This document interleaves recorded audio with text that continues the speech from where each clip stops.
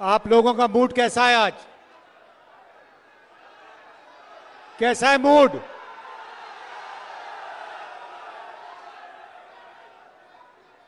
मैं आपसे दो तीन चीज आज कहने आया हूं।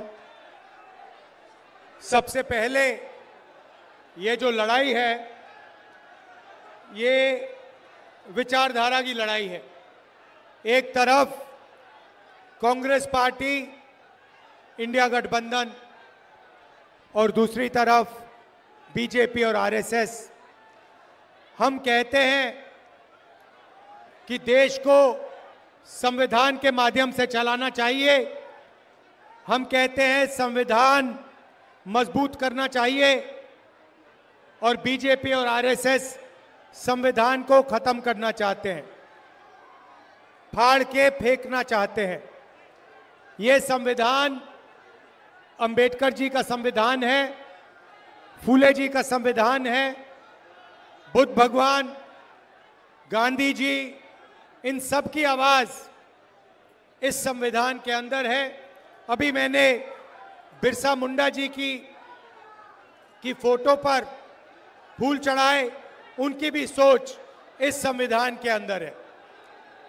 और बीजेपी कहती है कि संविधान को खत्म कर देना चाहिए, और प्रधानमंत्री कहते हैं कि राहुल गांधी लाल कलर का संविधान लिए घूम रहा है।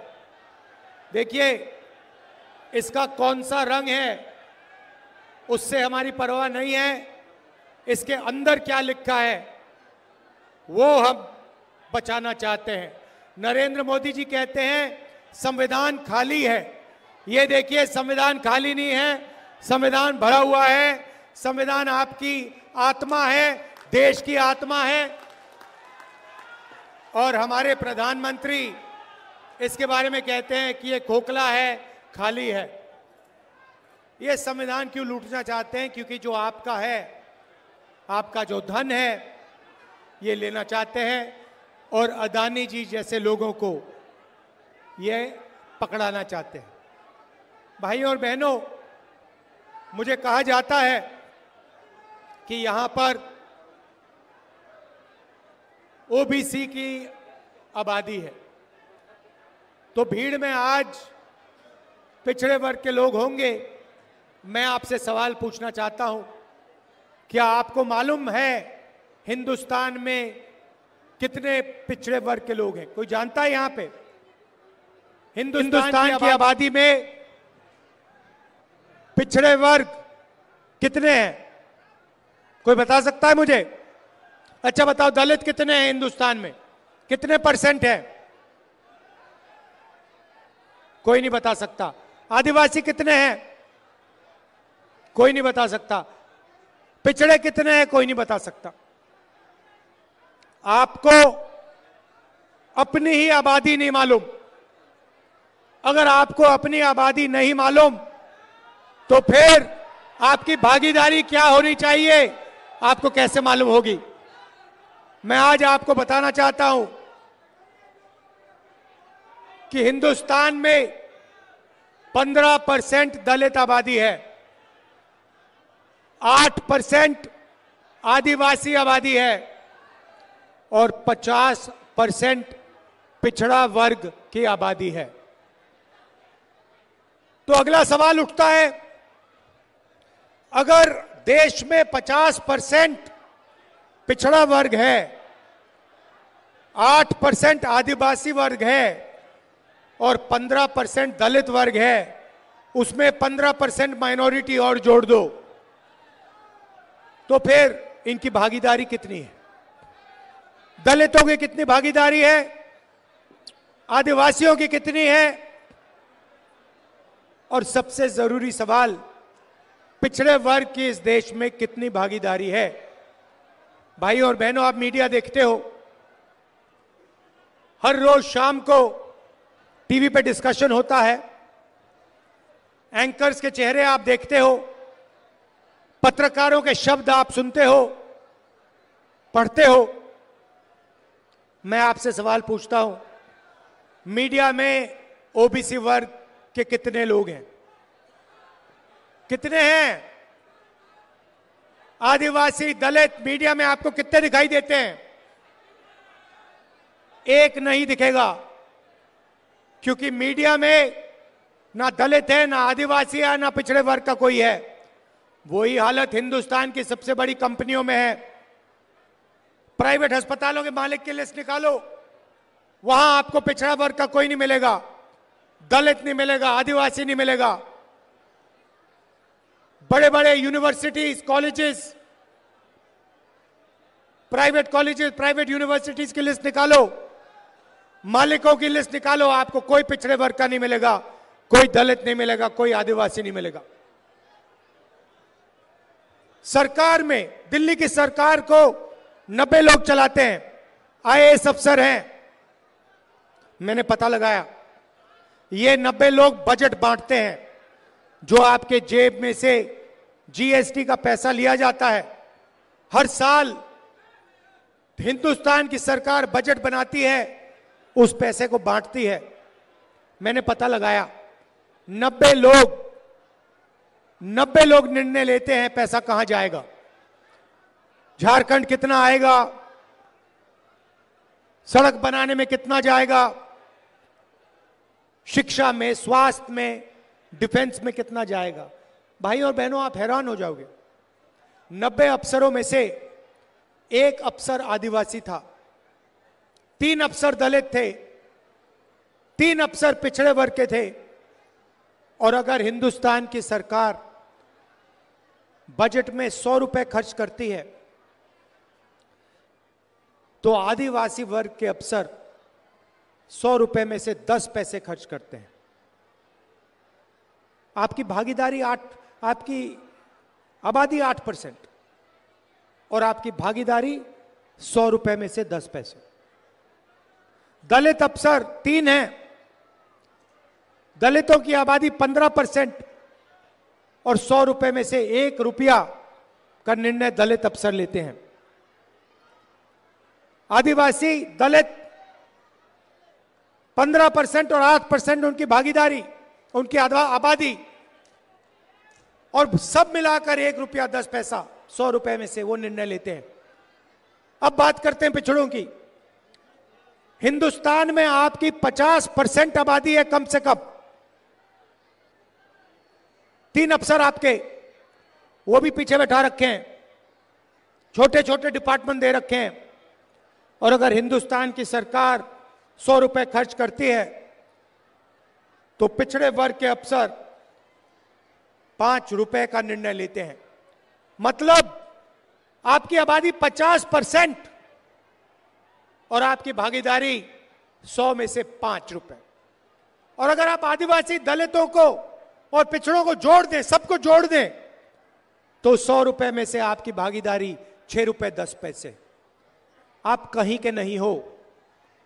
आप जीएसटी देते हो, आप देश को भोजन देते हो, आप मजदूरी करते हो, और जब भागीदारी की बात आती है तो आप कहीं नहीं दिखते। प्रधानमंत्री 24 घंटा कहते हैं मैं ओबीसी हूं, मैं ओबीसी हूं, ओबीसी हूं। इसका क्या मतलब है? मैं आपसे पूछना चाहता हूं, हिंदुस्तान के प्रधानमंत्री ने अरबपतियों का 16 लाख करोड़ रुपए माफ किया है, अदानी का 16 लाख करोड़ रुपए, अदानी, अंबानी, ऐसे 25 लोगों का 16 लाख करोड़ रुपए माफ किया है। मैं आपसे पूछ रहा हूं, नरेंद्र मोदी जी ने पिछले वर्ग के लिए क्या किया, दलितों के लिए क्या किया, आदिवासियों के लिए क्या किया? मुझे बता दो, कितने किसानों का कर्जा माफ किया? महाराष्ट्र में चुनाव चल रहा है, बंबई में धारावी की जमीन है,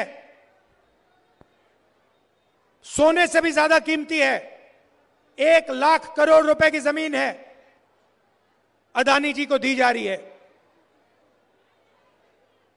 देश का पूरा धन इन्हीं 20-25 लोगों को दिया जाता है।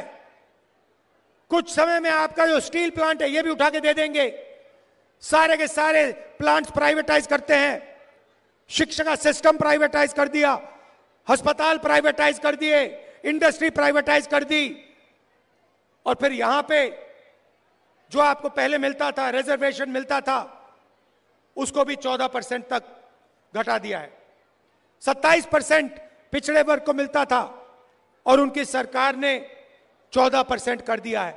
तो कैसे ओबीसी की सरकार है ये अरबपतियों की सरकार है, अदानी की सरकार है, अंबानी जैसे लोगों की सरकार है। और इसका काम आपका धन आपसे छीनने का है।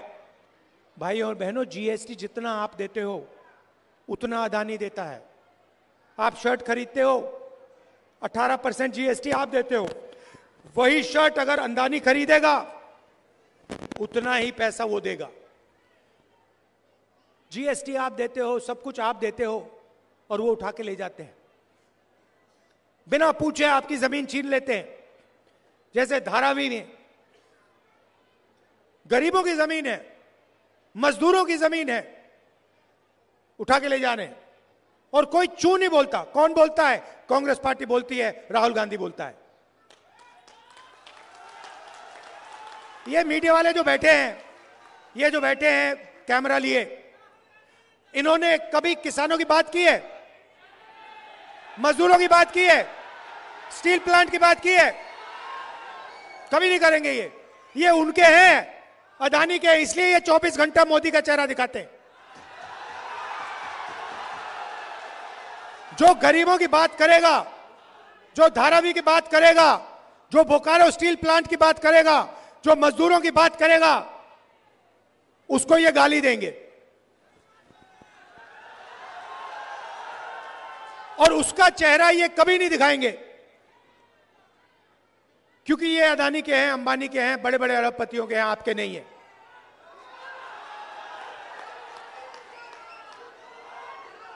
अभी देखिए, अभी मैं आपको दिखाता हूं, बताता हूं, उदाहरण देता हूं।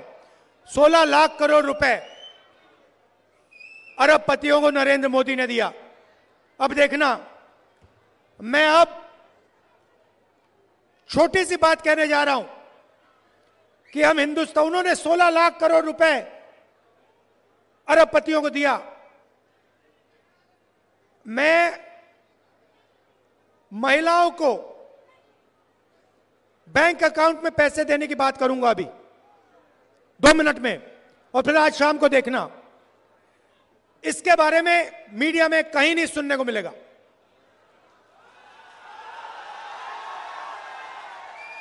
और अगर मिलेगा तो कहेंगे देखो राहुल गांधी गरीबों की आदत बिगाड़ रहा है।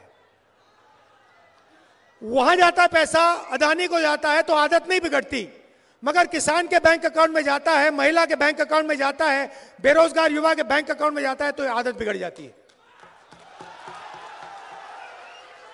मुझे कोई फर्क नहीं पड़ता, मैं बता रहा हूं। और अभी शुरू किया मैंने काम, अभी छोटा काम किया है। मैं बता रहा हूं, जितना पैसा नरेंद्र मोदी ने अरबपतियों को दिया ना, उतना ही पैसा मैं आपके बैंक अकाउंट में डालने वाला हूं। इस बार दिल्ली की सरकार नहीं आई, दिल्ली की सरकार नहीं आई, नहीं तो पता लग जाता आपको क्या है, कैसे सरकार चलाई जाती है। तो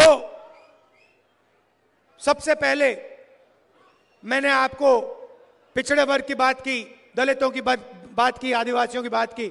सबसे पहले मैं बताना चाहता हूं, हम यहां पे जाति जनगणना करने जा रहे हैं। दूध का दूध, पानी का पानी हो जाएगा, सबको पता लग जाएगा किसकी कितनी भागीदारी है, कौन से वर्ग के हाथ में क्या है, कितनी जमीन किसके हाथ में है, कितने बिजनेस किसके हाथ में, मीडिया में कितने पिछड़े वर्ग के लोग हैं, दलित कितने, आदिवासी कितने। हम देश की एक्सरे करने जा रहे हैं और इससे आपको पता लग जाएगा कितनी बेईमानी की जा रही है और आपका कितना धन आपके आंखों के सामने चोरी किया जा रहा है। और यही काम हम झारखंड में करेंगे, जाति जनगणना। दूसरा काम और सबसे बड़ा काम, मैया सम्मान, नाम सुना है? झारखंड की महिलाएं, आप सुनिए, जैसे उठकर हर रोज अदानी अपना बैंक अकाउंट चेक करता है ना, वैसे ही हर महीने जब झारखंड की महिलाएं सुबह सुबह अपना बैंक अकाउंट चेक करेंगी, उसमें हर महीने झारखंड की सरकार ने हर महिला के लिए 2500 रुपए डाल दिया होगा।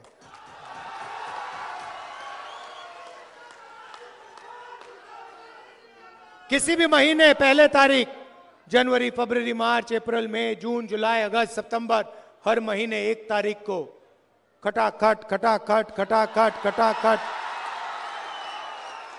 झारखंड की महिलाओं के बैंक अकाउंट के अंदर 2,500 रुपए। और फिर आप जाएंगी, पता लगेगा 450 रुपए का सिलेंडर हो गया।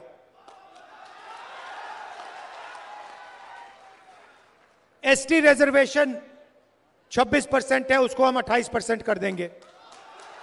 एससी रिजर्वेशन 10% है, उसे 12% कर देंगे। और ओबीसी रिजर्वेशन 14% है, उसको हम 27% कर देंगे। और ये जो दीवार बना रखी है 50% रिजर्वेशन वाली, लोकसभा में मैंने कह दिया है, इस दीवार को दिल्ली में हम लोकसभा में तोड़ेंगे और झारखंड में भी तोड़ेंगे।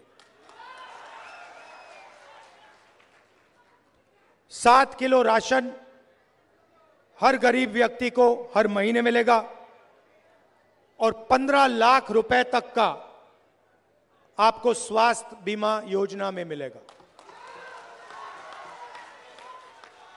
आप आज प्राइवेट अस्पताल में जाते हैं, किसान का बेटा बीमार होता है, किसी को कैंसर हो जाता है, दिल का दौरा पड़ जाता है, आप जाते हो, किसी को स्टेंट लगानी पड़ती है, किसी को वाल्व बदलना पड़ता है, किसी को ऑपरेशन कराना पड़ता है।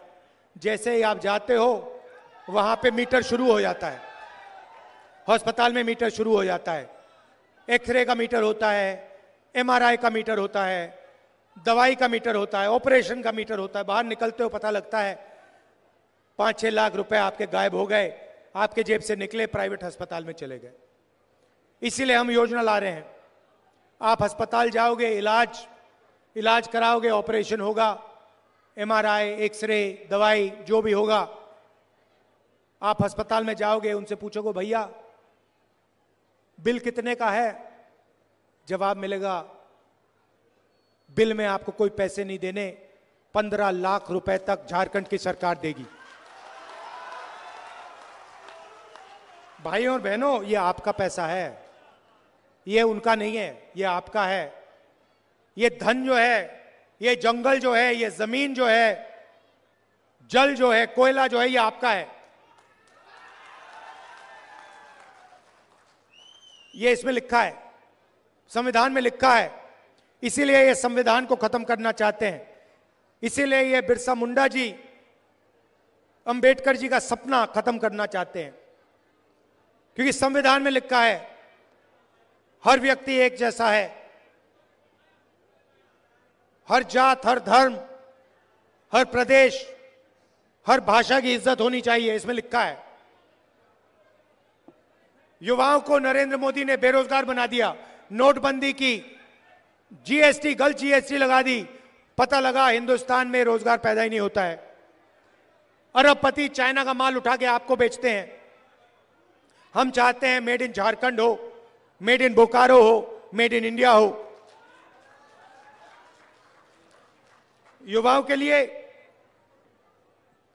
हर ब्लॉक में हम डिग्री कॉलेज खोलेंगे और डिस्ट्रिक्ट लेवल पे प्रोफेशनल कॉलेजेस खोले जाएंगे और 500 एकड़ के इंडस्ट्रियल पार्क हर डिस्ट्रिक्ट में रोजगार के लिए हम खोलने जा रहे हैं। हमारा लक्ष्य है, झारखंड सरकार का लक्ष्य है, आपके चीफ मिनिस्टर ने कहा है कि 10 लाख युवाओं को अगले 5 साल में रोजगार देने की कोशिश करेंगे। और अंत में मैं किसानों की बात करना चाहता हूं। धान के लिए आज आपको 2,400 रुपए प्रति क्विंटल मिलता है। हमारी सरकार आने के एकदम बाद उसी क्विंटल के लिए आपको 3,200 रुपए आपके बैंक अकाउंट पे मिलेंगे। 3,200 रुपए प्रति क्विंटल। यह मैं आपसे कहना चाहता था, हम किसानों की, मजदूरों की, गरीबों की सरकार चलाना चाहते हैं, छोटे व्यापारियों की, युवाओं की सरकार चलाना चाहते हैं। अरबपतियों की सरकार हम नहीं चलाना चाहते हैं। नरेंद्र मोदी जी अरबपति के हैं। नरेंद्र मोदी संविधान को खत्म करना चाहते हैं। और मैं आपको स्टेज से कहता हूं, इस संविधान को हम कभी खत्म नहीं होने देंगे। कोई शक्ति इस किताब को नहीं खत्म कर सकती है। आप सबका दिल से बहुत बहुत धन्यवाद। शाम का समय है, आप दूर दूर से आए, कष्ट उठाया आपने, मेरी बात सुनने आए, इसके लिए दिल से आपका धन्यवाद करता हूं।